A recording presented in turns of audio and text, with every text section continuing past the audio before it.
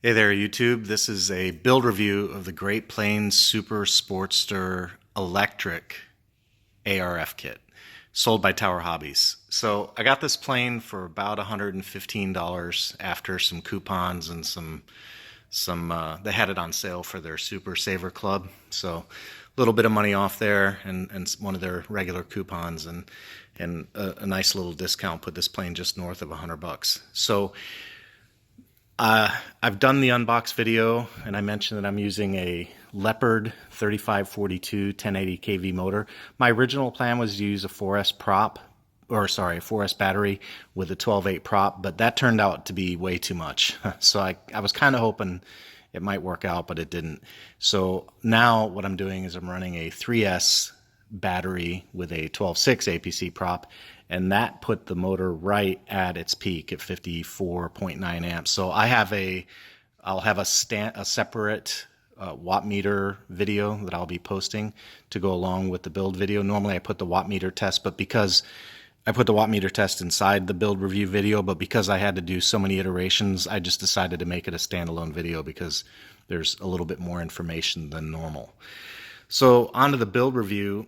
You probably have seen right off the bat that I still have some canopy glue that hasn't dried. It'll dry, and it's supposed to dry clear, so I'm not too concerned about that. That'll clear up any day now, hopefully. And then regarding the rest of the build, I'm going to start with the wheels because after I did the E-Flight leader and then did the maiden on the E-Flight leader, one of the gripes I had about that in terms of ground handling characteristics was that the landing gear was just really soft. This Great Plains does a good job with landing gear. This landing gear is right for the airplane. It's not too crazy thick. It's got a little bit of spring to it, and it's not too soft, so I don't expect the plane will be wobbling down the runway. I mean, it's just about right. And then the other thing on the build that I thought was, at first, when I first started doing the work and reading the instructions, I thought they were kind of overboard on these wheel pants, but it turned out that I like the construction technique because what they have you do is they have you glue a piece of hardwood inside for the two screws that go through that strap that hold it onto the landing gear wire. And then there's a little donut on this side that the landing gear wire goes into, and then the rest of it is basically two wheel collars in the wheel. So in fact, I'm just going to flip it upside down real quick and show you what I'm talking about. So you can see, yeah, there's the little donut, and then there's a little wood support on this side, and there are the two wheel collars. So when I first started doing it, I thought, they put too much into this. It's harder than it needs to be. But now that I'm done with it, I'll tell you what I like about it is I like the alignment, because without too much messing around, both of these wheel pants are aligned correctly. They're both the same. They've got the same tilt. And if you've ever fussed around with wheel pants, you'll know what I'm talking about here. But they angle the correct way, and they're perpendicular to the wing. You do have to measure to get them perpendicular to the wing, but once you do that and you glue that little donut in on the outboard side right in here, then that's it. These things they're straight, and I like it. I was kind of impressed when I got done with it. One of the gripes I had, and I mentioned it in the video, and I'll put a picture in when I do the editing for this video, is that I had to take the motor mount box off of the firewall, and then I cut the back off, and I recut the tabs, put it back on, and I still wound up with a gap. And that gap, I'm not thrilled about it, but I'm done fooling around with it. It's good enough. But just be aware that they recommend a rimfire 25, and while they say that's a 40 millimeter motor, I'm not so sure, because this is a 42 millimeter motor, and I had to do surgery to get it this close, and that's still too far apart. You also notice that I went ahead and used the Great Plains spinner with the aluminum backplate. I kind of wish that all the Hobbyco products would just switch to these. These are really nice.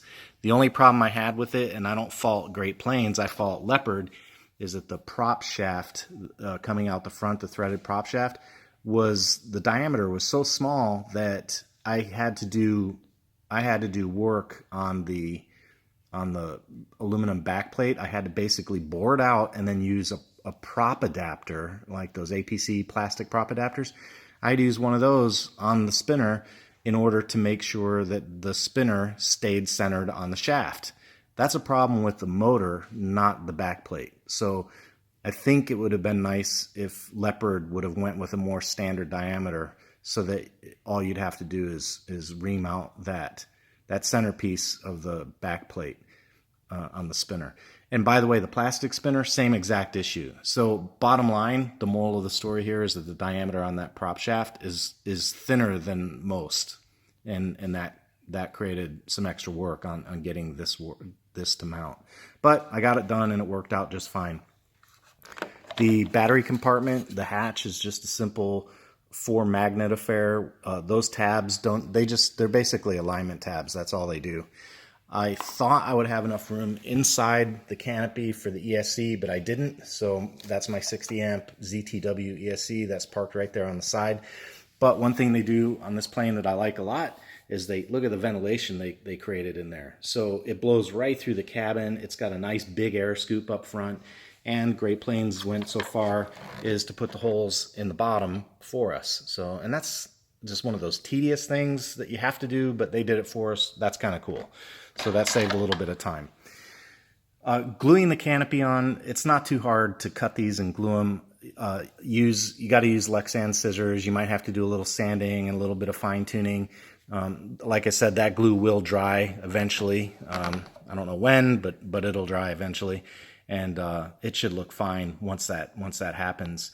I'm not a big fan of messing around with Lexan. I've never had very much luck with it, and it's not, you can't fault the plane. There was no surprise. I knew it had to be done before I bought the plane, but it's kind of one of those old school things, I guess. I don't miss messing with canopies. I like them when they come completed from the factory.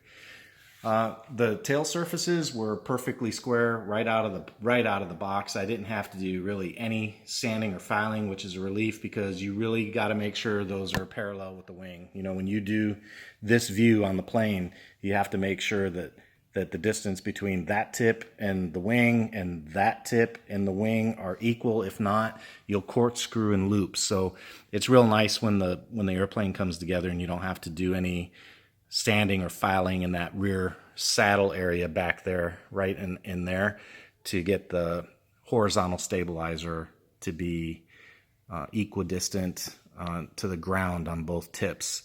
So it's nice when that's done for you. This is a tail dragger. The tail dragger assembly, there's nothing special about it. It's very traditional. You put the tab in the fuselage, and then the tail wheel shaft goes into the rudder for steering. The wing assembly, very simple. It's just a little, there's a small amount of dihedral in that wing, and you use a piece of hardwood instead of a wing tube. And the hardwood goes in there, and you epoxy that in, you clamp it together. There were no rear alignment pins on the rear trailing edge of the wing, which is a little disappointment. I kind of think that's a good idea. I think that'd be a good idea for them to go to that. If nothing else, it'll help keep the torque loads from being completely transmitted to that basswood spar. But at any rate, there isn't one, and that's that. But the screws do go in the back there, so I don't think, at the end of the day, I really don't think it's going to be a problem. The battery compartment, I was able, with the center of gravity, I think it's 2 3/4 inches, 70 millimeters.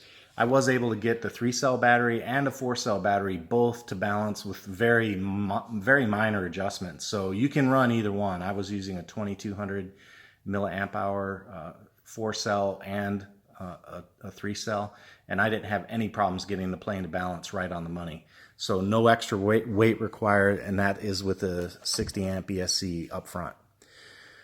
So other than that, all I can say is that it was a fairly basic and straightforward build, not too difficult. I'm not a big fan of the canopy stuff, but you know, it's a small price to pay for such a cool little airplane. I really dig the scheme on this thing. It's just retro cool. I don't know a better way to put it. And that airframe is sleek. It's kind of hard to pick it up, but it is a real sleek airframe. The only place where I see where they could maybe make a minor improvement in terms of fit and finish is right here on this wing. There's a gap here. It'd be nice if they put some kind of fillet in, or even, I don't know, some tape or a piece of plastic or something just to cover that up, because that's definitely going to be draggy. That just adds drag. But other than that, the fit and finish of the thing, I give them top marks. Look at the gap, the wing gap. You know, that for an ARF kit, that's pretty darn good. And I've seen other models. The Phoenix Pilatus PC9 comes to mind. That thing was a mess, man. I had to spend a lot of time getting that wing saddle quite right and getting the wing to sit in the pocket the right way. But this one sits nice and tight. The rear surfaces fit nice and tight and square. Great Plains, I got to give them real strong marks for fit and finish. I think they do a good job on that. The finished pieces I griped about a little bit during the unbox were where they put the little glue on these tabs. They could slow down and maybe make that a little neater. And then the only other thing I'd say is that I mentioned this during the unbox, that I had to do surgery on the firewall because I'm not using a rimfire motor. And I kind of wish they would just stop messing around with the firewalls and just put the box put the wood in the box and let us drill our own holes out and mount them the way we want. But enough of that. I kind of beat them up in the unbox video about that. So enough. But that's the only real problem I have with the plane, is that I bought a 42 millimeter motor. The spec called for a 40 millimeter motor, and I had to do a real operation to move that box back, and I still wound up with a gap. I think that's my only real gripe on fit and finish. That's the real one. And of course, I have the cowl pulled out as far as I can. When I first set it, I went to screw in, and the hardwood tab was gone. I missed the tab, so I had to back it up a little bit. But that cowl is out literally as far as it'll go. Cannot go out any farther than that. But anyway, that's the Super Sportster. I'm happy with the outcome of this plane. I think the build quality is high. I think I had to do a little work on the monocoque, but it was easy. The parts went together well. I wasn't missing anything major. I probably spent, I think, maybe 10 hours total putting this together. And I took my time. I wasn't in any particular rush. I just kind of turned the TV on and just did the build and had fun with it. So next up will be the Maiden. I expect it'll probably be a few days before I can get out and get the Maiden done. But I will be flying on a 3S battery, which is great because I have a ton of 3S batteries. And I look forward to flying the plane. I think it's going to be a real nice addition to the hangar. And as you know, I'm kind of hunting for a replacement to that Millennium Master, and I'm kind of hoping this is the one, because I think everything about it is right. It's got the right size, it's using the right kind of batteries, and I'm looking forward to getting this thing out and flying it. So stand by, more to come on that. Hope you enjoyed the video, and if you did, please hit that subscribe button. I need to keep building my subscriber base so I can gain credibility on YouTube and get better video placement when people search for this material. So again, thanks for watching. Take it easy.